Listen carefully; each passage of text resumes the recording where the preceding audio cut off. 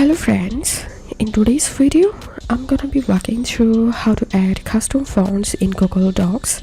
But before getting started this video, make sure to subscribe 5-minute solution.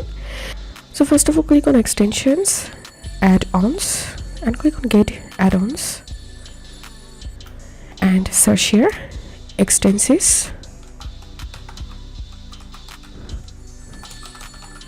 and click on extensis fonts and open these add-ons and click on install, continue, and select your Google account and click on allow.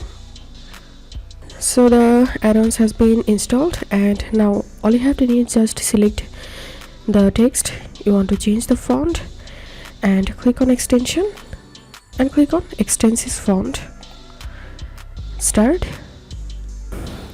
and here you will get lots of font. You can select any of them, and that's how we can add custom fonts in Google Docs. If this video helped you, give a thumbs up and please consider subscribe to 5-minute solution. Thank you for watching.